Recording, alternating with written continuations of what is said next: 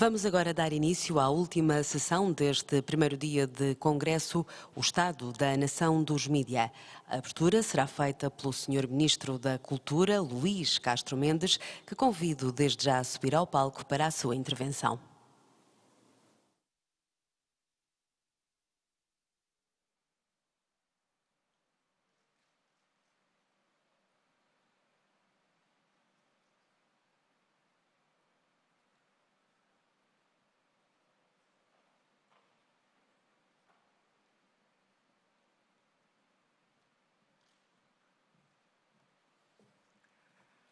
Boa tarde, minhas senhoras, meus senhores.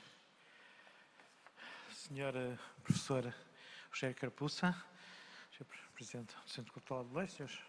Presidentes e dirigentes das empresas de comunicação social aqui presentes, o caro amigo Gonçalo Reis, o caro amigo Francisco Pedro Balsemão, o Sr. Presidente da ER e demais personalidades aqui presentes ou representadas. É com muita satisfação que estou presente na abertura dos trabalhos de apresentação do Digital Business Congress, no que ao Estado da Nação dos Mídia diz respeito, um evento essencial para melhor compreender os novos desafios que se apresentam ao setor dos mídia numa sociedade que funciona em rede e que está em mudança acelerada. Os próximos anos serão marcados, em Portugal, como no resto do mundo, por uma profunda transformação estrutural dos meios de comunicação social, pelo que se torna necessária uma adaptação às novas formas de consumo, quer em termos de criação de conteúdos, serviços e formas de distribuição do produto, quer até mesmo na forma como vemos a publicidade. A estratégia para o mercado único digital na Europa exige uma modernização da Diretiva Serviços de Comunicação Social Audiovisual, que reflita as alterações em curso no âmbito do mercado, do consumo e da tecnologia. O panorama dos meios de comunicação social audiovisual está a evoluir muito rapidamente devido à crescente convergência entre a televisão e os serviços distribuídos através da internet. Os consumidores acedem cada vez mais a conteúdos a pedido através de televisores inteligentes ou híbridos e a dispositivos portáteis. A oferta e o consumo de produtos audiovisuais conheceram, assim, grandes alterações nos últimos anos. A tecnologia teve um papel decisivo nesta transformação, modificando hábitos, permitindo fragmentar e partilhar a oferta e aceder aos conteúdos em qualquer hora e lugar. O mercado da radiodifusão televisiva evoluiu, transformando a radiodifusão num domínio em que prevalece a individualização e a interatividade. Consequentemente, é no quadro das transformações que sofre o mercado audiovisual que nos propomos acompanhar a diretiva, pelo que o Governo português trabalha na construção de respostas adequadas a esta nova realidade, nomeadamente apoiando normas que procurem liberalizar as comunicações comerciais e audiovisuais, nomeadamente no que respeita ao patrocínio e colocação do produto, introduzir uma maior flexibilidade em relação à quantidade de publicidade permitida, apoiando a mudança em que os limites de publicidade se aplicam, de forma a adotar limites diários e não horários, encorajar a possibilidade de cada Estado-membro, na transposição da diretiva, ter uma maior flexibilidade em adaptar as normas às especificidades nacionais, nomeadamente tendo em conta o estilo de vida e hábitos em pequenos mercados, encorajar princípios de co- e autorregulação, procurar uma maior clarificação das regras que determinam a jurisdição, incrementar mecanismos de transparência quanto à identificação das propriedades dos meios de comunicação social. Quanto ao serviço público de mídia, este tem também a obrigação de responder cabalmente a estas mudanças de consumo, adaptando-se a novos e diferentes hábitos de diferentes públicos. Para as empresas que prestam serviço público, a transição para o digital é também uma necessidade evidente de adaptação aos novos tempos, sob pena de não captar os públicos para os quais o digital é a forma privilegiada de contacto e consumo de produtos de mídia. Face ao desenvolvimento de novos paradigmas de consumo de mídia, cabe assim à RTP fazer a evolução de operador de serviço público de rádio e de televisão para operador de serviço público universal de mídia multiplataforma, situando-se na linha da frente da inovação, servindo todos os públicos, com uma oferta diferenciada e abrangente, que inclua não só os produtos generalistas, mas também conteúdos adequados aos diferentes segmentos de mercado e meios de distribuição. No que concerne à agência de notícias que presta serviço noticioso e informativo de interesse público, a estratégia digital da Lusa é uma das peças essenciais do projeto global que a empresa desenhou para garantir a sua viabilidade e possibilidade de crescimento num quadro setorial marcado por sucessivas mudanças tecnológicas e de padrão de consumo. É neste quadro, quer nacional, quer global, que a estratégia digital da Lusa foi desenhada. Um projeto que procura dar resposta às novas necessidades de atuais e potenciais clientes, procurando novas oportunidades em novos mercados e procurando valorizar o jornalismo que a caracteriza e a missão pública que lhe está atribuída. Por outro lado, constitui um dos objetivos enunciados no programa do Governo alargar a oferta de conteúdos na televisão digital terrestre, permitindo não só o acesso integral em sinal aberto a todos os canais de âmbito nacional, de serviço público, mas também alargando a oferta aos canais privados. Ao contrário do que sucede no resto da Europa, Portugal mantém níveis de oferta de conteúdos na televisão digital terrestre absolutamente residuais, muito longe do que o potencial tecnológico já investido permitiria, desperdiçando um instrumento precioso de reforço da cidadania, de democratização no acesso a conteúdos audiovisuais, de difusão cultural e informativa e de estímulo à indústria audiovisual. Perante a reduzida oferta de conteúdos que hoje se verifica, abre-se a possibilidade de abrir 4 novos serviços de programas, sendo a opção do Governo que esses 4 novos serviços de programas sejam repartidos entre o operador de serviço público, RTP3 e RTP Memória, ambos sem publicidade na TDT, e 2 novos canais de operadores privados a atribuir por concurso, de modo a assegurar não só uma maior quantidade de conteúdos, mas também uma maior diversidade de programação, já que se aposta numa gradual diferenciação da programação do operador de serviço público face aos operadores privados. Todas estas transformações no domínio do digital oferecem um mundo de novas possibilidades em termos de reforço da autonomia individual, abrindo as portas para novas formas de participação cívica democrática e de dinamização do sistema social. Porém, como todas as transformações, também estas acarretam riscos, nomeadamente o acentuar da desigualdade no acesso às novas oportunidades comunicativas, a difusão de conteúdos nocivos ou ilegais, ou mesmo a diluição da cultura e da identidade nacional. No evento como este em que estamos, em que se discute o futuro dos mídias e a transição para o digital, assunto que tantas vezes fica circunscrito a aspectos relacionados com a gestão, as finanças e a tecnologia, é importante que não esqueçamos questões essenciais que se colocam no mundo da comunicação e que muitas vezes são esquecidas ou secundarizadas neste tipo de debates. No que respeita ao pluralismo, à liberdade de expressão e de informação, a dimensão objetiva dos direitos fundamentais é especialmente acentuada e a sua salvaguarda constitui uma verdadeira garantia da democracia, porque o seu exercício estimula a livre circulação das ideias e a formação da opinião pública, reforçando a liberdade de consciência e a dignidade individual, essenciais para o desenvolvimento do nosso sistema político democrático.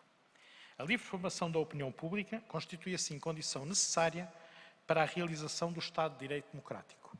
E para que a opinião pública possa considerar-se livremente formada, é necessário que aos cidadãos seja possível conhecer e ponderar a diversidade de factos e de ideias gerados num determinado contexto social. Esses aspectos sempre foram os aspectos essenciais do mundo da comunicação e, tal como foram no passado, continuarão a ser os grandes desafios da era digital que se avizinha. Nesta era do digital, não se trata só de difundir informação, é preciso continuar a perguntar-nos para quê. Essa continua a ser a grande interrogação e a ela teremos que continuar a dar a resposta adequada. Tendo em conta que grande parte da informação recebida pelos cidadãos é veiculada pela comunicação social, torna-se evidente a sua importância para a subsistência do sistema político democrático. Para comprovar se as nossas democracias respondem ao que delas se espera, devemos verificar o estado da informação de interesse geral nos nossos países e perguntar-nos se, como cidadãos, recebemos informação apropriada e suficiente para formarmos juízos fundamentados sobre a vida pública, a sua gestão e a sua orientação. Se queremos saber o estado da nação dos mídias, é estas questões fundamentais que teremos que dar resposta. Saúdo, assim, este congresso e muito me congratulo por estar aqui entre vós. Muito obrigado.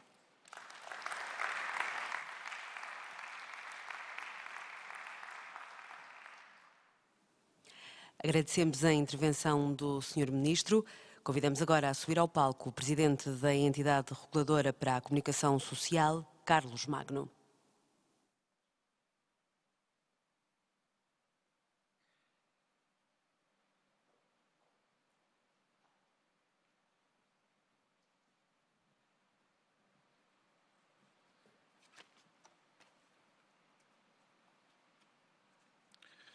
Muito boa tarde.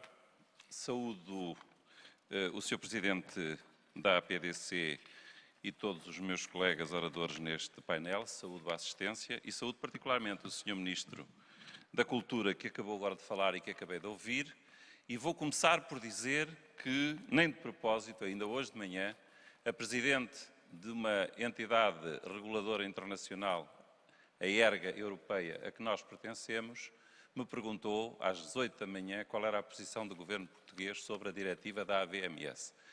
E eu, porque já conheço a posição do Governo português, disse-lhe, felizmente, a posição do Governo português é muito mais avançada do que a do próprio organismo a que eu presido. E gostava de dizer isto porque os operadores devem ficar bastante satisfeitos porque há uma coincidência de pontos de vista entre a posição do Governo e a posição de alguns organismos europeus a que nós pertencemos e que estão a trabalhar na diretiva AVMS, que vai ser mais importante para o futuro do que nós imaginamos. Eu devia ter começado por lembrar que o ano passado, em novembro, salvo erro, quando estávamos neste Congresso, estávamos num interregno absolutamente extraordinário, porque estava um governo a tomar posse e outro que estava a sair. Não esteve ninguém a representar o governo no Estado da Nação dos média, quando aqui discutimos o futuro. E por isso é muito bom ouvir o Sr. Ministro da Cultura, responsável pela pasta da comunicação social, dizer isto hoje aqui. Por outro lado, eu gostava também de retomar um tema que um grande investigador português, construtor de cenários, o fabuloso professor Félix Ribeiro, costuma dizer, interpretar, cenarizar, como ele diz, nestas alturas. O professor Félix Ribeiro diz que Portugal está no túnel do vento, onde se fazem ensaios. É bom não esquecermos isto, porque de facto nós estamos no túnel do vento, estamos no túnel do tempo, e eu às vezes quando me perguntam qual é o estado da nação, tenho tendência a fazer um daqueles trocadilhos fáceis e às vezes um bocadinho demagógico, mas não sei se não estaremos perante o estalo da nação. E porquê? Porque nós continuamos a pensar o futuro com um pensamento excessivamente analógico, quando já toda a gente percebeu que o futuro é digital. Permitam-me, por isso, dizer o seguinte: é preciso libertar o futuro digital do presente, da ditadura do presente analógico. É a frase do Inarariti que eu gosto de citar, é preciso libertar o futuro da ditadura do presente, e eu acrescentar-lhe estes dois adjetivos, para dizer que é muito importante aquilo que temos que fazer e a maneira como temos que olhar para a nova realidade. E nem de propósito, eu estou-me a lembrar de uma afirmação que fiz aqui o ano passado e que hoje retomo. Hoje vou ser um bocadinho mais cruel e vou direto àquilo que eu posso chamar a caricatura. E a pergunta é simples. Lembram-se da Dona Inércia? Lembram-se quando a Dona Inércia e o Cristiano Ronaldo entravam no Banco Espírito Santo e era o futebolista, a Dona Inércia entrava sem esforço, como ela dizia, era a atriz Rita Blanco, e dizia que, sem esforço nenhum, entrava com o futebolista de rendimento máximo e tinha aquilo a que se chama o rendimento máximo garantido. Foi há pouco tempo, mas convém lembrar alguns anúncios, algumas mensagens, algumas imagens que povoaram o nosso imaginário e que hoje estão muito longe daquilo que é a realidade que todos estamos a viver. Dito isto, eu vou lembrar aquilo que digo no relatório deste ano, do relatório de regulação, que foi discutido ontem na Assembleia da República. Referindo-me ao ano passado, 2015 foi um ano de eleições legislativas e de campanha presidencial. As previsões das sondagens confirmaram-se genericamente, mas a mudança política no quadro parlamentar surpreendeu os analistas e deixou muitos órgãos de comunicação à procura de uma espécie de paradigma perdido. O Presidente da República, mais mediático de sempre, que esteve hoje aqui de manhã, deu-se ao luxo de se fazer eleger à primeira volta, em debates abertos com todos e sem a tradicional caravana de jornalistas a cobrir comícios. Talvez seja ainda cedo para fazer uma análise da mudança radical que se verificou na paisagem política portuguesa e no modelo que se auto-intitulava de arco da governação. Muita coisa mudou, embora o pensamento único no jornalismo económico resista ainda à própria crise do capitalismo. Portugal é um mercado mais pequeno do que a sua própria língua. Sublinho, Portugal é um mercado mais pequeno do que a sua própria língua. E tem uma sociedade exposta à geografia de outras culturas que dominam a produção de conteúdos e controlam a distribuição para lá do espaço europeu. Os grupos portugueses precisam de se pensar a si próprios como cluster na economia criativa e apostar na concorrência que desenvolva a indústria, diversificando conteúdos e reciclando a agenda mediática. Vou ser breve, não vou maçar-vos com mais considerações genéricas, vou dizer-vos, no entanto, duas coisas que me parecem importantes. O Brexit influi neste mercado. O Brexit vai influir neste mercado. E a prova é o que, por exemplo, o regulador britânico já me disse sobre a importância que Gibraltar passa a representar para o Reino Unido. Ponto 1. Gibraltar é aqui ao lado. A seleção de Gibraltar treina aqui no Algarve, como sabem. Segunda questão. A diretiva AVMS implica um esforço de todos, uma discussão aberta e implica uma posição portuguesa que defenda aquilo que é a nossa última fronteira, que é a língua. E eu acho que pode haver aí uma negociação muito importante a fazer em todos os domínios. E depois, porque temos aqui o Sr. Ministro da Cultura, eu não quero deixar de falar do futuro. Falei 2015, estamos em 2016, o ano que aí vem é um ano importantíssimo. E vou dizer qualquer coisa completamente fora daquilo de que os meus amigos estão à espera.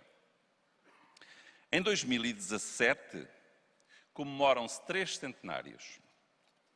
E eu vou lembrar quais são. A Revolução Soviética de 1917, a Revolução Bolchevique, o centenário das aparições de Fátima e a publicação de um livro do Raul Brandão chamado Humus, que os grandes mestres da literatura definem como sendo o livro mais importante que se publicou no século XX em Portugal.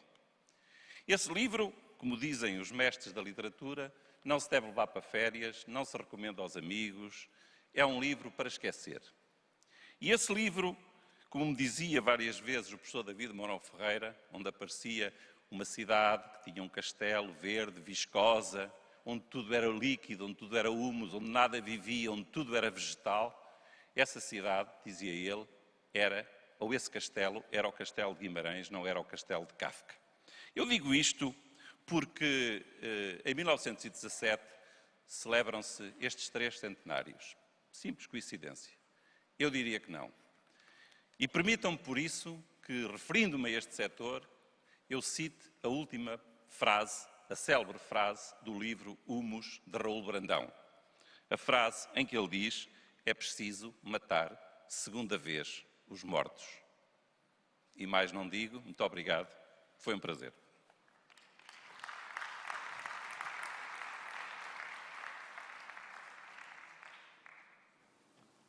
Vamos agora dar início ao debate do Estado da Nação dos Mídia. Convidamos então os oradores a ocuparem os seus lugares no palco. Em análise vão estar as estratégias e as abordagens dos principais grupos de mídia nacionais num ecossistema em acelerada mudança. Quais as oportunidades e os grandes desafios?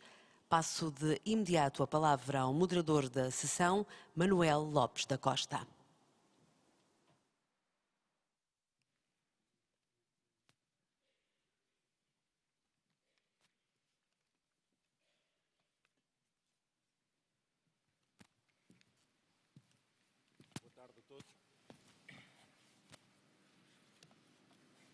Boa tarde a todos, bem-vindos ao Estado da Nação dos Mídia. Antes de mais, gostaria de agradecer ao professor Rogério Carapuça pelo convite, mais uma vez me foi endereçado, por ter o privilégio de poder moderar este debate. Em nome dos sócios da Bearing Point, muito obrigado. Gostava também igualmente de agradecer à doutora Ana Gonçalves Pereira e a toda a equipa da APDC, para quem peço uma grande salva de palmas pela brilhante organização deste congresso e um primeiro dia muito profissional. Parabéns.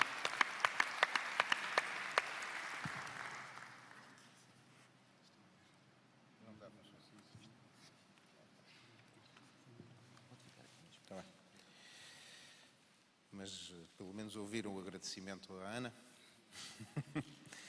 E hoje, aqui conosco, no nosso painel, tenho o privilégio de ter comigo Francisco Pedro Balsemão, bem-vindo, Presidente do Grupo Empresa, Gonçalo Reis, Presidente da RTP, bem-vindo, e Rolando Oliveira, Administrador da Control Invest, a quem agradeço a presença de todos, mas sobretudo do Rolando, que acedeu a fazê-lo hoje, que é o dia do seu aniversário. Parabéns também, Rolando, por isso.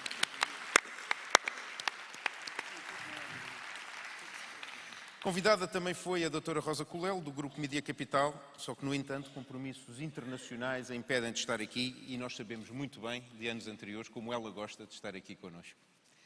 Então, vamos ao estado da nação dos nossos mídia. Gonçalo, começo por si. Free-to-air, uma morte anunciada. Todos os anos falamos da morte anunciada dos free-to-air, mas a verdade é que eles continuam vivos. E a minha pergunta é, como é que é possível continuar vivos face a todas as dificuldades que temos estado a viver e também como é que acha que têm sido acarinhados os produtores de conteúdos nacionais, que os free-to-air são produtores, se não mesmo os produtores de conteúdos nacionais? É isso, Manel. Para já, tenho muito gosto em estar aqui. Eu acho que as notícias sobre a morte dos free-to-air são exageradas, não é? Vamos cá ver. Os canais free-to-air, e em específico em Portugal, continuam absolutamente incontornáveis no panorama da televisão. O nível de audiências somado dos canais free-to-air compara bastante bem a nível europeu. O nível de captação de investimentos publicitários dos canais free-to-air no seu conjunto também continua muito forte. A notoriedade das marcas dos canais free-to-air, que é a SIC, a RTP e também a TVI, é fortíssima comparada com a notoriedade dos canais de cabo. Os grandes anunciantes sabem todos que não há nenhum meio capaz de chegar a tanta gente tão rapidamente, ou seja, que tenha a cobertura que a televisão em aberto tem. Portanto, os argumentos a favor da força dos canais em aberto são muito fortes. Claro que nós vemos todos no enquadramento de queda do mercado global, de grande incerteza e de advento do digital. Mas já iremos, porque todos nós estamos a fazer aquilo que nos cabe para estar presentes aí. Mas mesmo num ambiente de incerteza, há aquela expressão, não gosto dos ingleses, mas o flight to quality, ou seja, em ambientes de incerteza, os anunciantes, todo o setor também gosta de se refugiar, digamos, nos ativos seguros. E os canais free-to-air são muito fortes aí. Também vale a pena, e depois teremos seguramente a oportunidade para falar um pouco da transição para o digital, daquilo que cada um de nós, e há vários casos, está a fazer nessas áreas. Mas também vale a pena dizer que a presença e a força das marcas da RTP, da SIC, nas redes sociais, nas plataformas, no online, é muito mais forte do que a força dos canais de cabo, por exemplo. Ou seja, as nossas marcas são muito fortes. Mesmo nas redes sociais, mesmo em termos de informação, em que hoje em dia há uma escolha enorme, há uma fragmentação, tudo isso é verdade. Mas também as pessoas pretendem âncoras, e as âncoras, quem as dá, são os incumbentes. Portanto, eu diria que tem havido uma grande resiliência do mercado free-to-air, até comparando com outros meios. Todo o mercado caiu. Mas, por exemplo, a imprensa caiu muito mais do que a televisão. E dentro da televisão, os free-to-air têm-se aguentado bastante bem. Já agora, relacionando com o tema também do devolver ao setor audiovisual, que acho que é muito importante. E aí também vale a pena fazer, no fundo, a defesa da televisão em aberto também, porque só estes canais é que têm a capacidade, no fundo, de assegurar as encomendas, de assegurar o volume de trabalho que, no fundo, permite alimentar um setor audiovisual. Nós temos um setor audiovisual muito forte em Portugal, com enormes capacidades, com capacidades instaladas, com produtores estabelecidos, com produtores independentes, com muito talento, com capacidades até de luz, de clima, de infraestruturas fantásticas. Eu costumo dizer que se o Michael Porter viesse outra vez estudar quais são os setores mais competitivos e que vale a pena investir em Portugal, eu não tenho dúvidas nenhumas que ele escolheria o audiovisual nesta altura, porque é um setor onde há muito talento, onde nós temos muita capacidade, produtores mais pequenos, produtores maiores, onde tem havido uma curva de aprendizagem enorme. O nível de produção de conteúdos hoje, há 10 anos atrás, há 20 anos atrás, não tem comparação. Onde tem havido uma boa interação entre operadores públicos e operadores privados também, isso acho que é interessante. É um setor que emprega muita gente, que dá muitas oportunidades de trabalho. É um setor de economia criativa, portanto, de geração de talento, e é um setor com potencial exportador, com realidade exportadora. E todo este setor só pode ser alimentado, ou seja, a produção, a máquina produtiva, só pode ser alimentado se nós tivermos canais fortes. Canais, digamos, que sejam relevantes e que tenham os seus modelos de negócios sustentáveis também. Francisco Pedro, para ser forte tem que haver algumas finanças. E o Grupo Empresa tem, obviamente, produzido imensos conteúdos em língua portuguesa ultimamente. Não obstante isso, tem que fazer face, por exemplo, e ultimamente há uma nova regulamentação que apareceu e que regimenta a escolha dos júris no ICA. Um bocado estranho. E também tem que fazer face à falta de, muitas vezes, incentivos quanto à produção nacional. Como é que vê isto tudo e como é que conseguiram sobreviver a estes tempos? Bem, nós, em relação a este tema concreto do ICA, enfim, acho que isto ainda está a ser estudado, ainda é uma questão que está a ser analisada e vai ser regulamentada. De facto, em relação a este ponto, a única coisa que nós pedimos é alguma flexibilização relativamente àquilo que é o regime legal neste momento e aquilo que está a pretender fazer a nível legislativo, e haver aqui mais oportunidades que sejam dadas aos operadores de televisão e não seja privilegiado um determinado setor, nomeadamente em detrimento de outros, não é? Portanto, neste caso, o que nós pretendemos é que se forem concedidas oportunidades, por exemplo, a um setor mais independente, de cinema, etc., não há razão também para que isso não aconteça para o setor do audiovisual. E, enfim, isso leva à segunda questão, que é o porquê é que nós, neste momento, há aqui algum tipo de dificuldade em nós termos o mesmo tipo de incentivos comparado com esse setor. Eu não sei responder essa pergunta, eu gostava de saber responder essa pergunta, seria bom para nós, para podermos encontrar argumentos para convencer quem tem esse tipo de poder decisório para nos, enfim, conceder esse tipo de incentivos. Nós, de facto, como dizia o Gonçalo, nós temos aqui uma indústria que é fortíssima, que é uma indústria que já foi reconhecida lá fora por várias vezes, portanto, conhecido também, no nosso caso, a SIC, ganhámos um Emmy há uns anos, fomos nomeados para outro Emmy no ano seguinte. Ganhámos agora uns prémios também este ano para 2 telenovelas no New York Film Festival, e são conteúdos que se exportam também por ter essa chancela de qualidade. E que protegem a cultura, protegem a língua, protegem... Claro, exatamente, protegem a cultura, mostram o quão bom é Portugal lá fora. Nós vendemos, portanto, conteúdos para nós, SIC, para 33 países no mundo inteiro, desde a Costa Rica ao México, à Roménia, à Itália.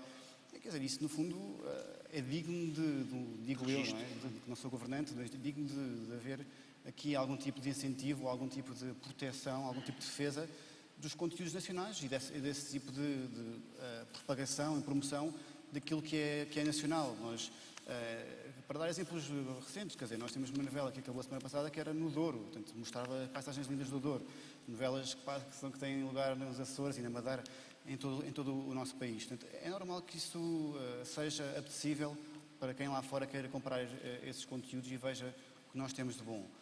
Agora, de facto, passando para a terceira subquestão, de facto, nós queríamos era que não houvesse esse preconceito. Eu sei que é uma palavra um pouco forte, mas há talvez um preconceito por parte de alguns setores em relação àquilo que são os operadores de televisão free-to-air, e acho que não há razão para isso. Basta ver a qualidade dos nossos produtos, e agora faço um bocado de propaganda também aqui à RTP, que tem umas novas séries. Eu não vou fazer propaganda uns aos Vamos, outros. nós somos muito amigos. Nós estamos muito Falta a TVI, então, claramente. A TV não veio, não há propaganda para a TV.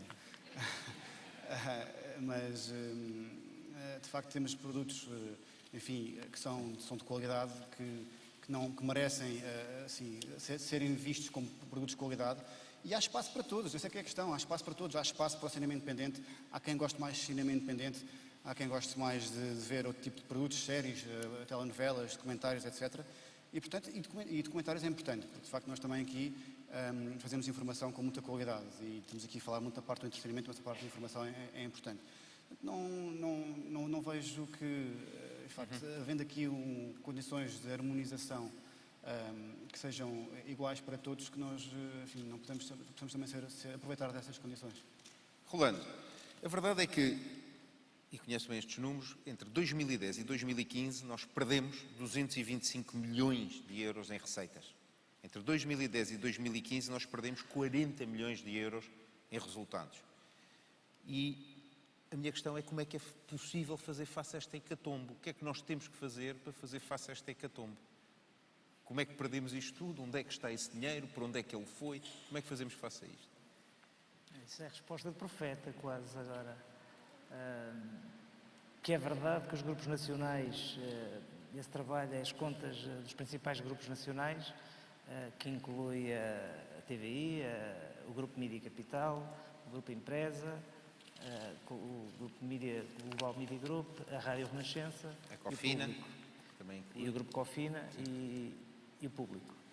E esses dados respeitam entre 2010 e 2015. E o que se assiste é exatamente uma perca muito grande de receitas, cerca de 27% de receitas, 225 milhões de euros de percas de receita no setor, o que é enorme, e 35% de perca de EBITDAs, portanto, de resultados gerados pelas empresas.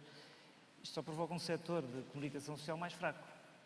Nós temos hoje em dia, quer dizer, empresas estão mais descapitalizadas, com receitas inferiores, e estamos a trabalhar num setor que não tem muitas perspectivas de crescimento nos seus atuais negócios, e, portanto, tem que dar um salto através de inovação, através de novos negócios, através de novos mercados, e tem que dar um salto para outros negócios. Esse é o salto que nós todos temos demorado a fazer. É um salto que na comunicação social tem sido muito difícil a transformação e o salto, nomeadamente para a área digital, que é o salto que nós todos antevemos, embora haja muitas outras receitas. As televisões, por exemplo, substituíram parte das suas receitas em novos canais também de cabo, que ao longo dos últimos anos também têm vindo a alimentar e a crescer. E os jornais, para falar em produção de conteúdos informativos, têm vindo através dos sites. Neste caso, por exemplo, de tudo que é digital, não tem havido muito sucesso, porque, infelizmente, ainda não há nem dimensão, nem projetos que se possam falar que tenham dimensão ou relevo para dizermos que tiveram sucesso digital. Porque quando damos o salto, ou nós saltamos esta conversa que estava o Gonçalo e o Francisco Pedro a dizer, também a falar, ou nós também conseguimos, de certa forma, aumentar por outros canais, por exemplo, a produção nacional, e alimentar a fileira da produção nacional, que precisa de muitos outros fatores, de incentivos do Estado, talvez de forçar alguma incorporação nacional no audiovisual português, no geral do audiovisual português. É preciso arranjarmos outras receitas. Uma parte é, por exemplo, pela produção. A parte que é a respeito ao digital é um dado que eu penso que falaremos mais à frente. No digital todos nós estamos a lutar, eu ponho muito esta ideia, o mercado digital é dominado pelo advertising, pela publicidade, ainda, portanto não pelo mercado pago pelos conteúdos ou pago pelo seu consumo, é dominado pela publicidade, e 90% do mercado europeu é dominado por um único player, neste caso nem é europeu, que é Google, e tem 90% do mercado da busca geral de publicidade, portanto, das receitas publicitárias, e tem 80% ao longo dos últimos 10 anos no mercado de intermediação, que é onde os meios depois fazem acordos para explorar a sua publicidade.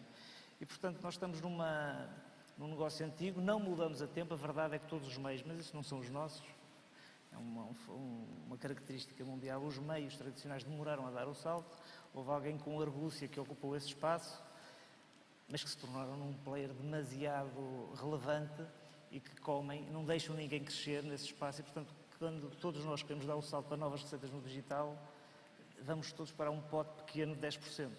Depois estamos todos, milhares de nós, a lutar com um gigante do outro lado, de 90%. Se calhar vamos ter que discutir a questão dos 90%. Quer dizer, nós estamos todos a lutar por 10%, há 90% que alguém tem uma posição dominante. Isso é quase um alerta para o regulador e dizer, atenção, temos que olhar para isto. Não é? 90% de todo o mercado digital, neste momento, está na mão de um ou dois players que têm essa regulamentação. Eu aproveito para dizer à audiência que têm uma pergunta para responder e que podem responder através dos vossos smartphones ou tablets, e essa pergunta é exatamente se concordam que devemos acarinhar a produção de conteúdos nacionais ou não. E depois nós iremos ver esse resultado. Gonçalo, relativamente a esta matéria, há muitos que opinam que a regulação deveria introduzir cotas de conteúdos nacionais e que deveriam ser respeitadas por plataformas e por distribuidores. E quem não cumprisse essa cota de conteúdos nacionais, e o mesmo não é novidade, porque na rádio isso existe, então seria de alguma forma penalizado. Qual é a opinião que tem sobre esta introdução de eventuais cotas para conteúdos nacionais? É um debate que já existe noutros países europeus, isto não é novidade. Existe. É um debate que vale a pena. Eu gostava só, e Sim. já respondi isso, mas eu gostava de ir atrás ao tema dos júris do ICA. Okay? Muito bem. Eu acho que esse tema é uma peça de um puzzle. Certo. E eu acho que o puzzle é que é o mais importante, que é realmente o apoio ao cinema português. Acho que as posições, os argumentos são válidos das várias posições, acho que estão um bocadinho extremadas. Respeito as pessoas que estão dos dois lados, porque acho que há gente com qualidade dos dois lados. Acho que é normal que se encontre uma solução equilibrada em que assegure a independência do ICA como instituição, dos júris do ICA, mas que também se tenha algum envolvimento ou que se procure encontrar o empenho depois dos canais de televisão e dos operadores que também participam no cinema. Ou seja, acho que é possível encontrar aí uma solução. E também acho que vale a pena dizer que nós devemos ter cinema de autor e cinema de grande público. Ou seja, não há uma opção, não são realidades incompatíveis. Os países que são fortes em cinema têm, e na Europa há muitos casos, têm cinema de autor e têm cinema de grande público. Claro. E não há uma via única e, portanto, não temos de ter vergonha de trabalhar nos vários tabuleiros. Em relação, digamos, às obrigações de apoio a cinema, ou no fundo, até que ponto é que isso deve ser incutido. Começo por falar do caso da RTP. Em primeiro lugar, acho que é normal que um operador público tenha responsabilidades acrescidas. Acho que é normal. Também queria dizer que para a RTP, atualmente, o apoio ao cinema não é uma obrigação, é mesmo um gosto. Nós gostamos mesmo de apoiar o cinema. Há algumas iniciativas que obviamente custam dinheiro. Nós aumentámos o apoio entre cinema e produção independente para um patamar de 13 milhões de euros ano em 2015, um patamar 30% superior ao patamar do ano anterior e inclusive é superior às nossas obrigações legais. Lá está, porque o apoio ao cinema para nós não é realmente um frete, é alguma coisa que nós fazemos com gosto. E fazemos numa série de dimensões. Por exemplo, passando mais spots de promoção de cinema, que está nas salas, participando em coproduções, passando mais cinema em antena português. Portanto, há uma série de maneiras. Acho que também que é bastante aceitável que os operadores, não só os públicos, não só os free-to-air, mas os operadores internacionais que estão no cabo, que tenham obrigações. Acho que isso faz todo sentido.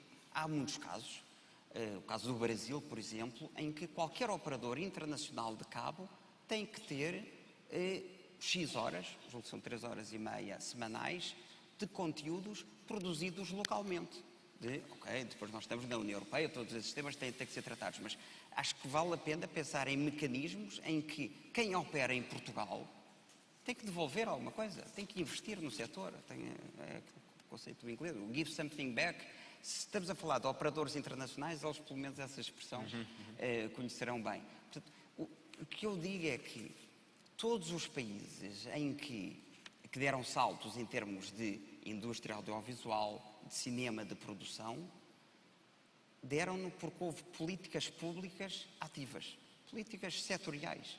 E acho que vale a pena pensar nisso. Acho que o enquadramento atual realmente é um enquadramento favorável a esse tipo de políticas, e acho que isso é interessante, e acho que pode haver políticas que não sejam penalizadoras, que sejam mais incentivadoras, e acho que isso tem muito impacto.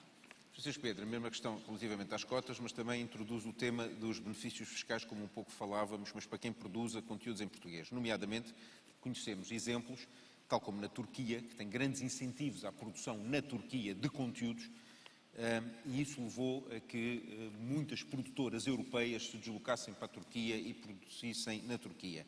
Os resultados têm sido muito promissores. Ora, Portugal tem uma luz fantástica. Portugal é considerado um dos melhores países para produzir, devido ao seu clima e à sua luz, e como é que isso, aliado com alguns incentivos fiscais que eventualmente poderiam considerar custo fiscal, os custos de produção dos conteúdos nacionais, que para quem não tem subsidiação e vive integralmente dos seus departamentos comerciais, se calhar é importante, e face também à cota que era preciso para a produção nacional, como é que isso se enquadraria dentro da estratégia do Grupo Empresa? Eu começo por... aproveito esta pergunta para saudar aquilo que foi dito há pouco pelo Sr. Ministro da Cultura, na sua intervenção inicial, que está relacionado com isto.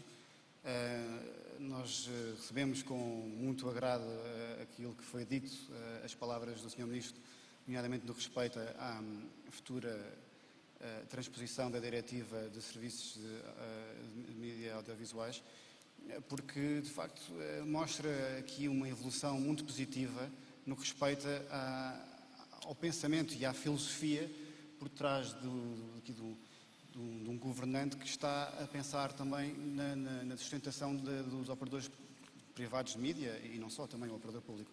De facto, a liberalização do regime, tanto da colocação de produtos como do patrocínio, a flexibilização também dos 20% do tempo reservado à publicidade, não ser só medido à hora, mas ao dia, permitindo assim aos operadores poderem ter a opção de, enfim, escolherem quais é que são os horários em que pretendem carregar mais as suas grelhas com spots e com breaks publicitários, sabendo que poderão vir a ostracizar determinados telespectadores se abusarem, e também no que respeita à corregulação e autorregulação, faz todo o sentido. Não digo isto, volto a dizer, só pelo facto de ter a responsabilidade de estar à frente da SIC e da empresa, mas porque de facto é tratar o consumidor como deve ser tratado. Claro. É uma pessoa racional, uma pessoa lógica, uma pessoa inteligente. Deixar-lhe a escolha. E deixar a escolha para ele poder, enfim, seguir o melhor caminho. Portanto, isso para dizer que podia também ser aproveitado este momento em que se está a transpor esta diretiva dos serviços audiovisuais para tentar resolver a questão das cotas, não é? Portanto, de facto, seria uma boa oportunidade. Nós temos todo o interesse em dialogar com o Sr. Ministro e com a sua equipa sobre este assunto, e assim o faremos, porque de facto é mais uma vez a questão relacionada com o level playing field. Nós, se calhar é uma expressão que vai ser aqui muitas vezes usada por mim e pelo Gonçalo e pelo Rolando, mas é o que nós pretendemos, quer dizer, nós queremos que de facto haja aqui o mesmo tipo de condições, o mesmo tipo de igualdade para todos. E no caso das cotas em particular, há a questão do cinema, há a questão também da língua portuguesa. Nós, nos canais de cabo, na Pay TV, estamos em clara desvantagem, porque é muito mais caro produzir programas em português e que tenham aqui, enfim, origem em Portugal, do que comprar séries americanas. Então, logo aqui está o jogo inclinado à partida, perante, enfim, a nossa concorrência, nomeadamente canais, enfim, operadores norte-americanos. Portanto, eu lanço aqui esse reto e espero que isso seja possível resolver essa questão na próxima vez, portanto, quando for transposta a diretiva. Em relação aos incentivos, portanto, há pouco já falámos um pouco sobre isso. De facto, enfim, há aqui essa possibilidade. O Gonçalo já falou sobre a questão dos clusters enfim, sei que também isto já foi estudado, também essa possibilidade de haver clusters, obviamente sempre dentro da legalidade, e não havendo questões aqui de antitrust, mas sempre dentro da questão de potenciar e haver aqui ganhos comuns para todas as partes envolvidas. Este ecossistema é cada vez mais complexo e nós temos todo o interesse e todo o benefício em associarmos com os nossos parceiros naturais. E isso far-se-á através dos tais clusters, através de parcerias, protocolos, o que for. E, como foi dito tanto pelo Sr. Ministro, no caso da corregulação, estamos a falar aqui de uma parte mais, enfim, mais formal, em que estamos a regular determinados tipos de matérias. Neste caso, poderia haver também aqui uma coparticipação, não é? Uma comparticipação da parte do Estado, pelas razões que foram equivocadas. Portanto, de facto, temos aqui condições únicas, de facto, temos também o facto de termos a luz, como foi aqui falado, o facto de termos aqui o grande talento nacional que é preciso promover. E talento não é só os atores e atrizes, é toda a parte dos realizadores, dos produtores, dos guionistas, dos operadores de câmara. Há toda aqui uma indústria que merece, enfim, que haja esse tipo de incentivo.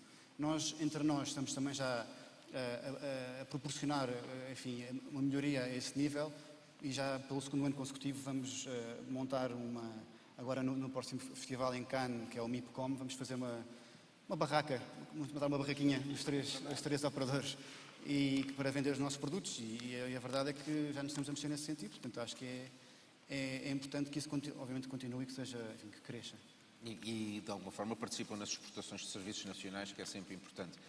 Rolando, a verdade é que também, e relativamente a esta questão das cotas, no desporto, enfim, nós somos grandes exportadores de um pouco de tudo, mas também nestes conteúdos poderíamos ser.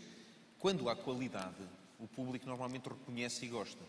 E eu estou-me a lembrar, nesta questão da produção de audiovisuais, que, por exemplo, o último anúncio que houve de uma marca conhecida de cervejas com o nosso querido José Mourinho, a coisa tornou-se viral ao fim quase de 3 minutos e hoje tem não sei quantos milhões de likes nas redes sociais. E, portanto, quando há qualidade, até as pessoas veem publicidade vezes repetidas com gosto. E isto, por contrapartida, o que muitas vezes se diz, que o time shift estragou as free-to-airs, que o time shift evita que a publicidade seja vista, que o time shift é um dos grandes culpados pela situação da redução de receitas. E a minha pergunta é, o time shift é esse responsável? Temos que trabalhar em conjunto para arranjar anúncios que as pessoas gostam mais de ver? Temos que pôr as cotas? Não temos que pôr as cotas? Como é que isto tudo tem que ser empacotado? Deixa-me só, antes da questão do time shift, este problema, não é problema, esta questão colocada à volta das cotas, a questão subjacente, a incorporação nacional, a criação de emprego, o desenvolvimento de meios de produção, a criação de valor dentro do país. E, portanto, eu prefiro, em alternativa do que falar em cotas, ou que falar em cotas de emissão, falar em incorporação nacional. Porque tem que haver incorporação e ela pode existir em vários formatos. Ela pode existir com os guiões, com os atores, apenas com a produção. Estávamos aqui a falar do cinema e da criação de condições. Portanto, as cotas não é necessariamente uma solução única. Eu falo isto porque, quer dizer, o desporto tem uma particularidade. Quando há um jogo internacional, ele é por força internacional, não é nacional, não há maneira de os transformar. E, portanto, isto eu estou a falar de canais de desporto. Portanto, a incorporação nacional penso que é um tema, para mim, a questão deve ser discutida mais por este fator, onde é preciso, e aí sim, criar emprego, criar toda uma rede desde realização, desde produção, desde guiões, o que for. Há muita maneira de fazer incorporação nacional que não obriga a ser produção nacional. E isso é, obviamente, uma solução e é essa para criar emprego e criar valor nacional. O time shift que perguntavas é uma questão muito mais... Já foi um tema até mais escasso aqui nestas discussões e muito mais aqui pelos meus colegas dos canais abertos. Era um problema que os preocupava mais. Eu penso que eles até estarão melhor posição para responder. O Francisco Pedro, eu sei que tem uma posição, tem falado muito sobre isso.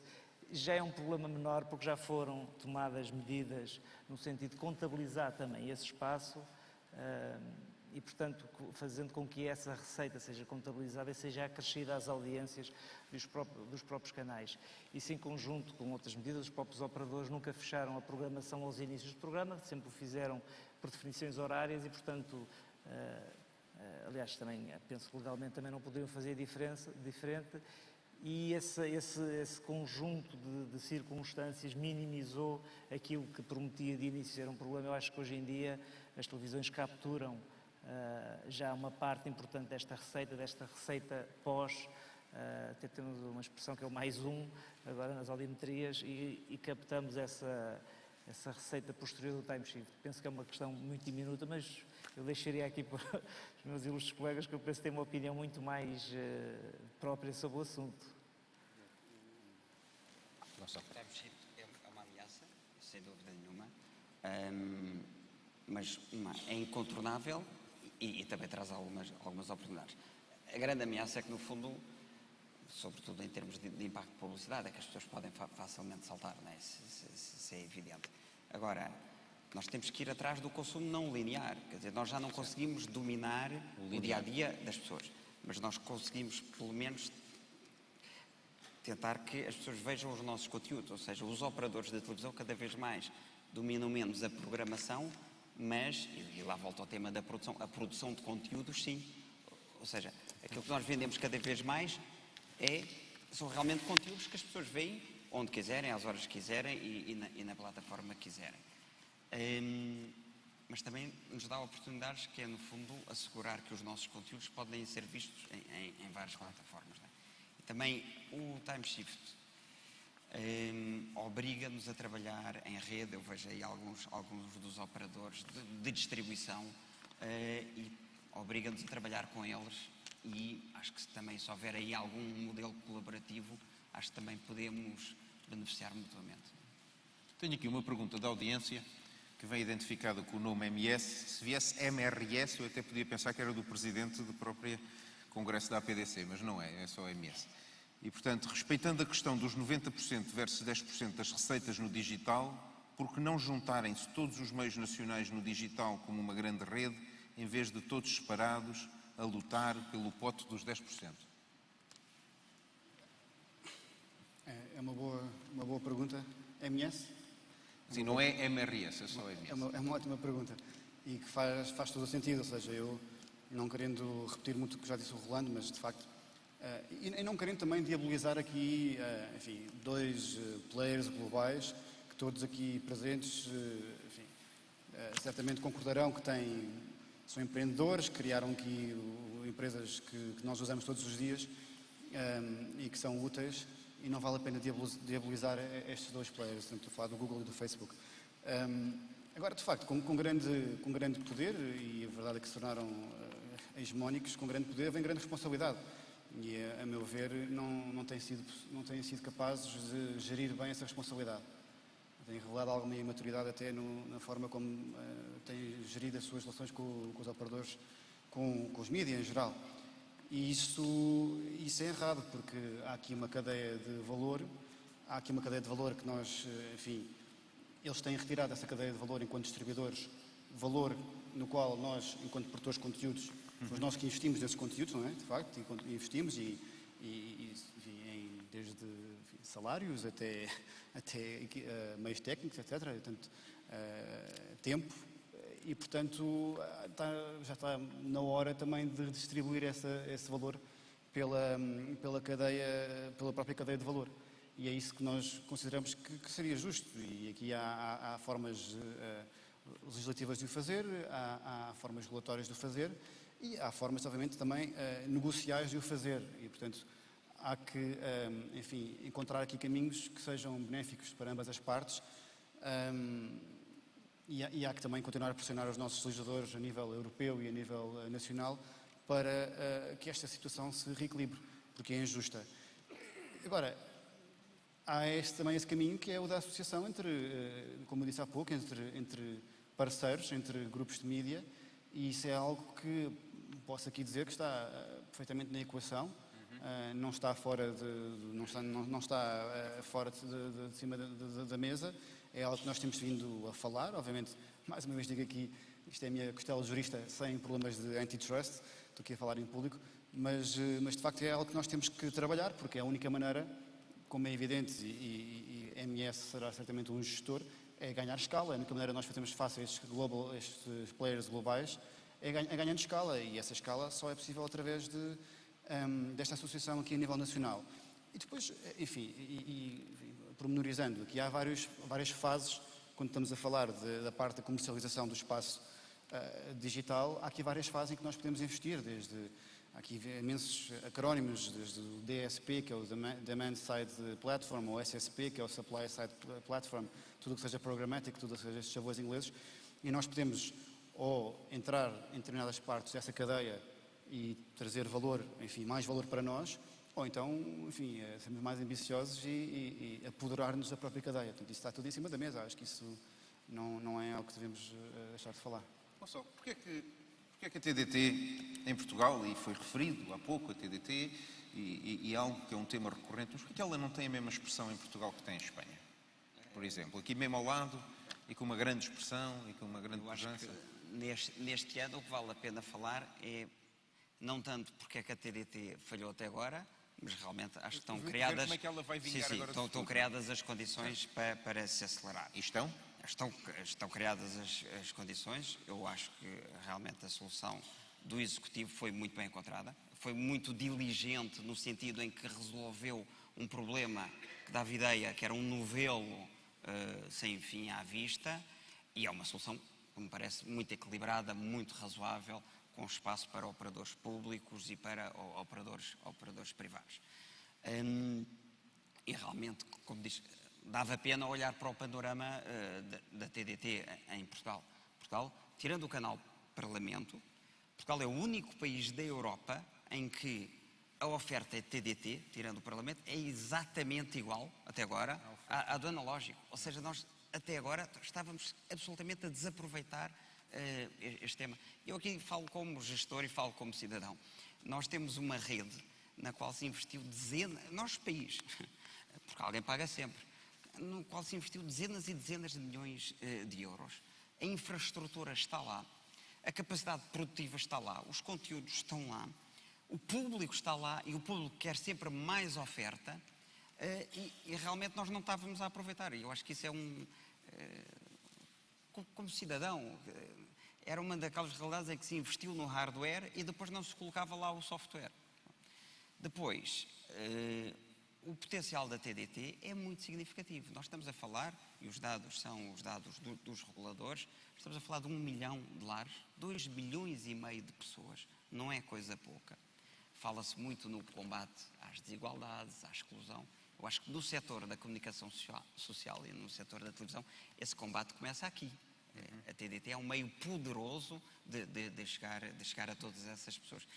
Nós só podemos aplaudir, participámos desde o início, dissemos que íamos ser parte da solução.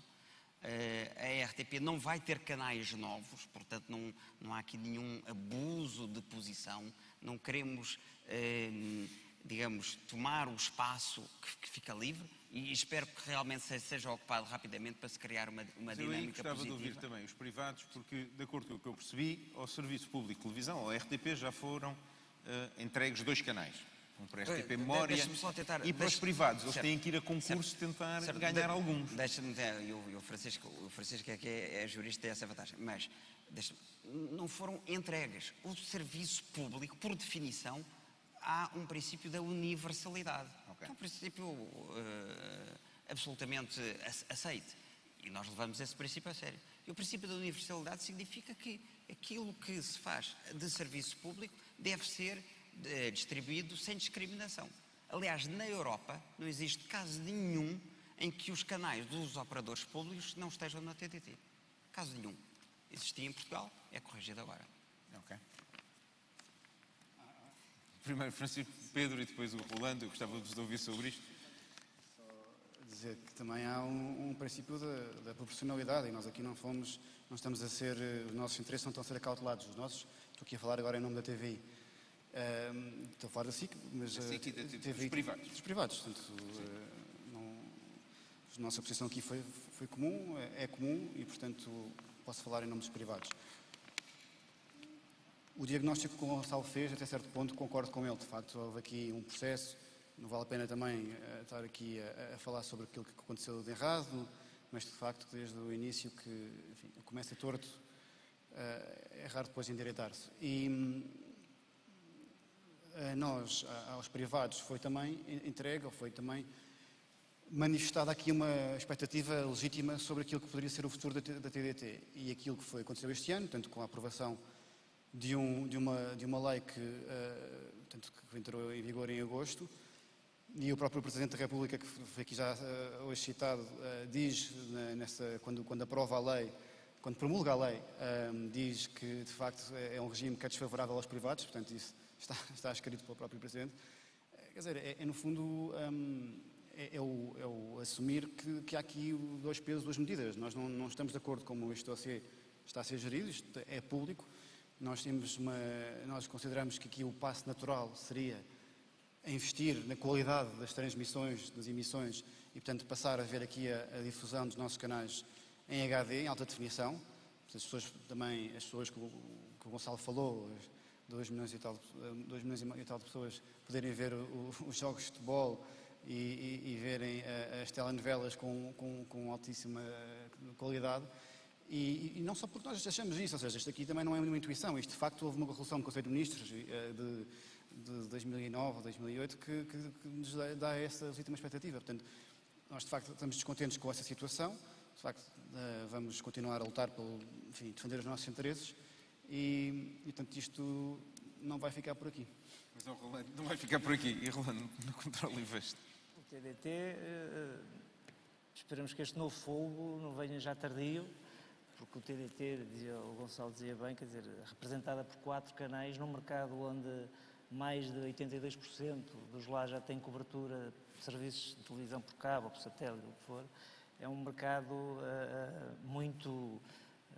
hoje está muito pequeno. Portanto, este novo fogo, esperemos que ainda venha a tempo e que possa alimentar este espaço, numa altura onde estão a aparecer novas dinâmicas. Hoje já estamos a discutir o 4K, já estamos a discutir, ainda está o TDT na discussão do HD, se cabe em SD, se cabe em HD, já estamos hoje a discutir, como dizia o Francisco Pedro, estas novas tecnologias e os 8K e muita alta qualidade, portanto, temo talvez um pouco tardio, mas vamos ver se ocupa o seu espaço ou se ainda tem esse tempo. Nós temos que olhar para o TDT como uma evolução gradual, ou seja, estava parado o dossiê, relançou-se e a partir daqui pode-se evoluir para produção em HD, para novos serviços, para além da televisão, etc. Eu tenho aqui uma pergunta do C. Cruz, ou da C. Cruz, enfim, tudo depende. As dificuldades dos privados não seriam melhor acauteladas ou mais facilmente resolvidas com a supressão da publicidade no canal público? Esta é uma velha questão, eu não iria levantar, mas é da audiência.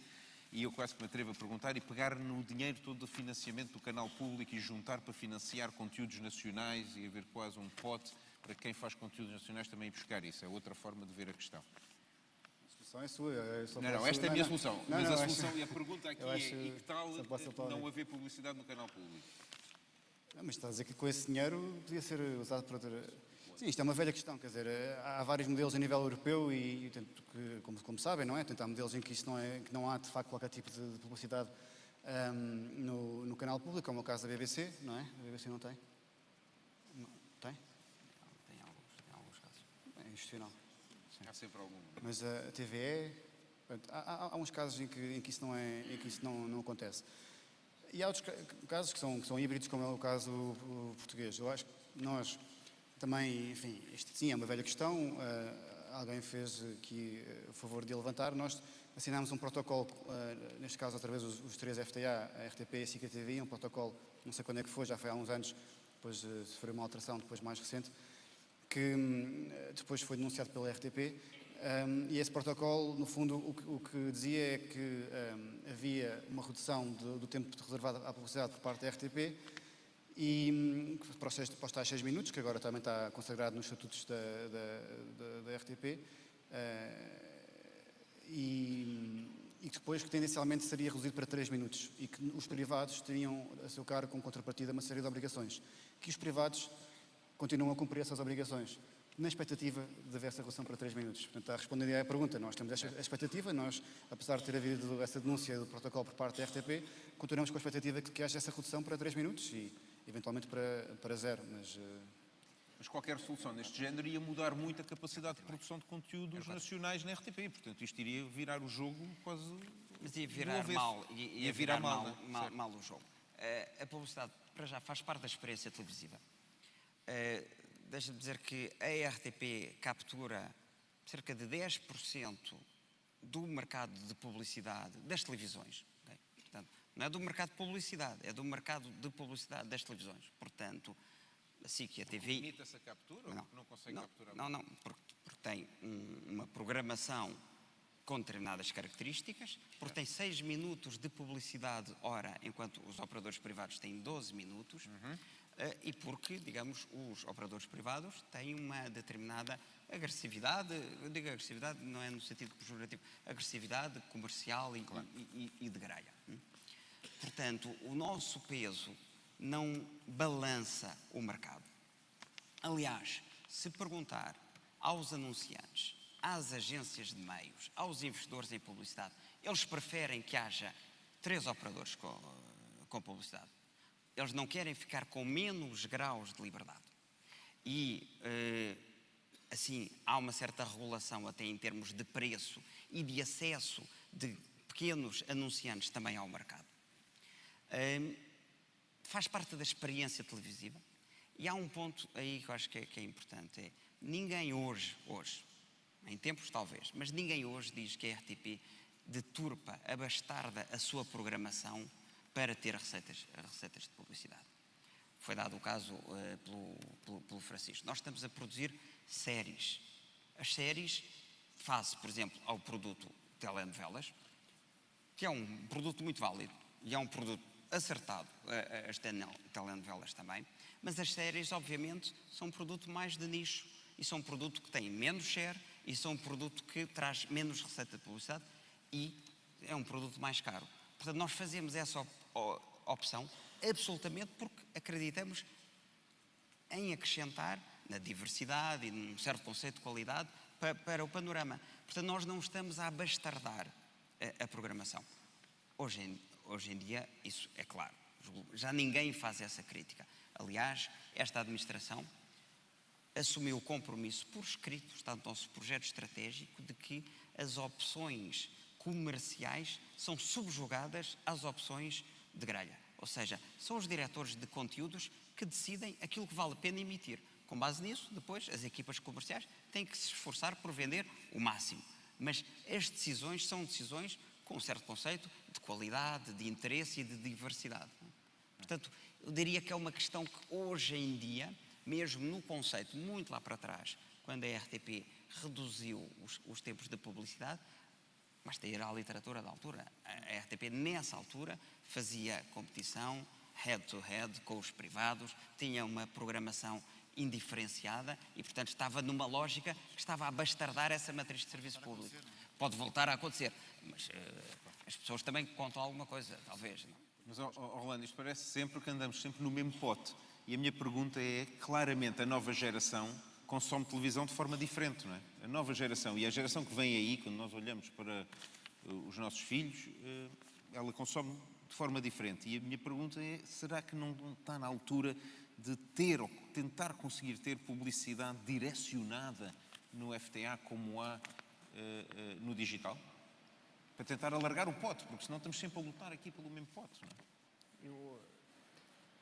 Esta questão da publicidade no Estado, atenção, é perfeitamente configurável um mercado onde a televisão pública não tenha publicidade, desde que seja acautelado no seu contrato de serviço público essa dimensão. Aliás, hoje a rádio já vive sem publicidade e tem qualidade e é produzida e tem estándares de qualidade e tem audiências e, portanto, é perfeitamente concebível um mercado desses, devidamente acautelado através de contrato de serviço público.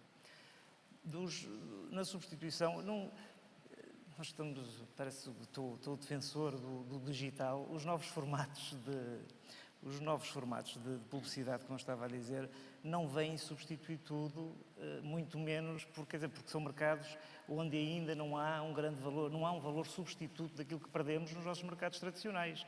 E, portanto, sim, é um caminho de futuro, não é uma solução presente.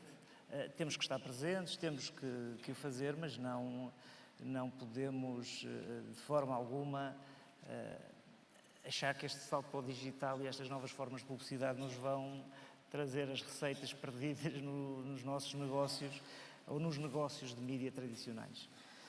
Eu há pouco, deixa-me, Manuel, se me permites, há pouco, voltando ali ao caro MS, e um pouco respondendo, só voltando, porque há pouco essa pergunta, eu acho que quando ele perguntava dos 90-10, nos devíamos juntar todos aqui no território português. Eu, quando dei o número dos 90-10, eu estava-me a referir ao nível, à escala europeia. Isto é um problema de escala europeia. Somos milhares de produtores, não é só produtores, plataformas, portais, somos milhares a concorrer pelos mesmos 10%. Portanto, o problema este magno problema do mercado, do novo mercado digital, porque nós depois vamos sempre falar das receitas substitutas ou quando é para os novos mercados. É um problema que eu considero, ou levo isto para a área da regulação. Nós temos um problema onde temos players que hoje é Google, mas amanhã eles vão ser substituídos talvez pelas redes sociais. Aí é um fenómeno. Mas temos plataformas, temos empresas que criaram plataformas, que criaram uma posição dominante, pelo caminho, inclusive, abusaram da sua posição dominante. Hoje há queixas que estão a ser levantadas pela própria Comunidade Europeia, pela Autoridade da Concorrência Europeia, a discutir abusos de posição dominante no setor da exclusividade, cláusulas abusivas, fiscalidade. Estes temas estão a ser discutidos, mas estes temas estão a ser discutidos comparativamente naqueles 10%, mais uma vez, onde milhares de nós competimos.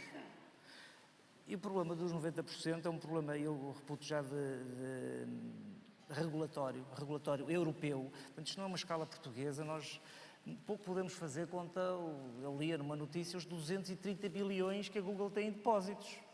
Nós, com nada, quer dizer, não temos escala para competir em plataformas, em tecnologia, em meios, em produção. Não temos aqui, não há a nível europeu individual. Nós próprios temos as nossas balizas, as próprias regras europeias. Nós já estamos confrontados com algumas fronteiras naturais. Temos as nossas fronteiras naturais e territoriais e legislativas, linguísticas. Depois temos a própria concorrência europeia que nos proíbe, dentro de um determinado pensamento, de nos concentrarmos. E, portanto, temos um grande agente, que nem é europeu, que em cima de nós tem 90% do mercado, que nos retira qualquer capacidade de concorrência, que nos retira qualquer capacidade de iniciativa e onde ele interfere nos mais variados campos, onde ele interfere com as nossas vidas económica e socialmente. Económica no nosso desenvolvimento das nossas empresas, que nós não temos por onde crescer, e até socialmente em muitos outros aspectos. Eles é que ditam as regras do que é que eles aceitam que se possa ver ou não se possa ver, do uso dos dados da nossa privacidade, se os cedem comercialmente, se os cedem a autoridades governativas. Está tudo na mão da mesma entidade. Tem que haver, a regulação também existe, não só para evitar a concentração, mas também existe para, com leis de antitrust, não é? Para também dividir. Tem que haver regulação da intervenção destes players, destes grandes players globais, que têm uma posição de tal maneira relevante e predominante sobre vários aspectos, mas eu aqui falo da comunicação social de cada país, e tem que haver uma intervenção junto deste grande poder, que de alguma forma tem que haver regras em cada país, regras têm que ser ditadas europeias, não é? Mas tem que haver regras do uso desse poder que eles têm, e até parte das receitas que eles têm são captadas nos países europeus, são captadas pelo tráfego de todos nós e que fogem ao controle dos vários Estados e da Comunidade Europeia como um todo, em todas as vertentes de controlo, até das métricas. Quando nós queremos fazer com parcerias com eles é que nos dizem quanto é que vamos receber. Não temos qualquer dado nem transparência do tráfego que obtivemos e da proporção das receitas que nos é entregue. E, portanto, há vários modelos, tem que haver várias soluções. A questão é magna, a questão é muito grande. Isto é um elefante que, eu digo, ofusca quase o sol. Nós nem vemos os contornos disto. Isto é preciso, tem que haver muito trabalho, o caminho não é longo, envolve outras questões até diplomáticas, Europa, Estados Unidos, mas há aqui uma questão de repartição de justo valor da receita que é angariada de um grande player que surfa o nosso tráfego, que surfa a nossa falta de organização ou a nossa posição como um todo. Essas receitas têm que de alguma forma chegar ao próprio sistema, sejam através dos Estados, com alguma repartição, algum imposto sobre a própria publicidade que é lá metida, seja através de outro tipo de fiscalidade, portanto os Estados têm um papel nisto, seja através das próprias telecoms podem servir. O tráfego destes gigantes são todos canalizados através de entidades reguladas em cada país europeu, que são os ISPs, que são regulados, têm licenças. Portanto, esse tráfego, de alguma forma, pode ser controlado. Há mecanismos, tem que haver uma grande medida europeia, porque tem que haver uma justa repartição deste valor. Esta é uma empresa que acumulou 230 bilhões, pode não ficar cá, ela pode ser substituída por outras. Mas tem que haver uma atuação na regulação, a nível europeu, para que ninguém possa ter um papel tão preponderante na vida económica e social de todos os países e da comunicação social. Nós estamos a perder sem substituição e sem capacidade de ação. Muito bem. Nós ultrapassámos o nosso tempo largamente. Eu tinha uma pergunta para si, Francisco Pedro, e também não está aqui a outra free-to-air privada, mas houve aqui, assim, digamos, a impressão, ou ficou a impressão, e eu não gostava, se calhar, que ficasse, que havia e a palavra não é minha, um abastardamento da qualidade daquilo que é produzido, porque havia muita pressão das receitas e que isso levava, se calhar, a fazer coisas com menos qualidade. Sente isso no dia-a-dia? Fazem coisas com menos qualidade porque é preciso vender mais? Não, não disse isso. Disse que são a natureza dos produtos, mas a produção tem muita qualidade. A produção tem muita qualidade, mas a natureza dos produtos. A natureza é uma natureza diferente. Sente essa pressão no dia-a-dia de fazer coisas de natureza diferente só porque têm que ser mais vendáveis? Não fiquei ofendido com o que o Gonçalo disse, não me ofendo facilmente. Não, eu acho que o Gonçalo, eu percebi o que ele estava a dizer. Ele estava a falar numa transição de uma RTP diferente para uma RTP agora que tem um conceito, pelo menos que tu tens estado a tentar trazer para a RTP. De todo, quer dizer, nós temos uma qualidade enorme dos nossos produtos, não vou estar aqui a voltar a falar sobre os nossos prémios. Já falámos de prémios internacionais, sim. Mas é refletido nas audiências, não é? Ou seja, aquilo, voltando aqui e fazendo o círculo, aquilo que o Gonçalo começou por dizer, nós continuamos a ser, e neste caso os privados, continuamos a ter a maior parte das pessoas, todas as noites, liga no prime time para ver os nossos conteúdos, e isso é uma grande responsabilidade. São milhões e milhões de pessoas que, tanto na informação como no entretenimento, continuam a escolher-nos. Isso não é por acaso. Nós somos estações de televisão privadas e temos objetivos comerciais. Temos que nos sujeitar através do lucro. E para isso temos que definir uma estratégia e procurar um determinado posicionamento para encontrar os nossos públicos. E isso, enfim, é o que temos feito. No nosso caso, na SIC, nós temos um determinado posicionamento que é ir atrás de targets comerciais, os ditos, portanto, que têm um perfil de consumo mais elevado, mas nós queremos ir, no fundo, de encontro a todos os públicos e queremos que o máximo número de pessoas nos veja. Isso só é possível através de produtos de qualidade. Não vejo que o género novela seja que acho que é isto que estamos aqui a falar, não é? Chamando os bois pelos nomes, o género novela seja um género inferior, é um género diferente. É um género diferente que tem tido um investimento brutal da nossa parte em termos financeiros, recursos técnicos. E uma aceitação muito grande. Portanto, isso, volto a dizer, há espaço para todos. Ok. Bom, resta-me agradecer, fazer um pequeno resumo da pergunta que estava no ar para poder ser respondida. Considero importante a aposta da produção nacional de conteúdos para TV. 98% das pessoas presentes na sala consideram que é importante. Assim sendo, importa agora também compilar aquilo que aqui foi dito. Temos que ter conteúdos nacionais. Esses conteúdos nacionais provavelmente têm que ser acarinhados e ainda mais acarinhados de outras formas.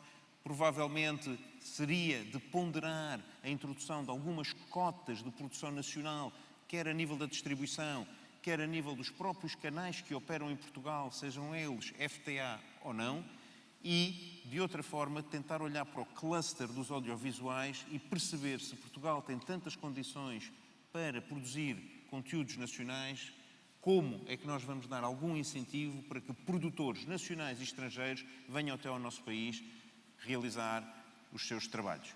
Este foi o Estado da Nação dos Mídia. Muito obrigado e agora convido-vos todos a juntar à grande festa musical, digital, que vai existir no andar de cima. Muito obrigado e boa noite. E é isso mesmo, com mais um Estado da Nação dos Mídia, terminamos este primeiro dia do 26º Digital Business Congress. Convidamos então todos os participantes para a nossa Digital Rockstars Party no terraço do CCB. Junte-se aos players do mundo digital. Prometemos um network em ambiente descontraído ao som do DJ Joaquim Quadros, da Vodafone FM. Vamos contar com a presença dos finalistas do concurso Blogs do Ano, uma iniciativa da Média Capital. Aqui encontramos-nos amanhã pelas 9 horas. Um bom final de tarde a todos. Até amanhã.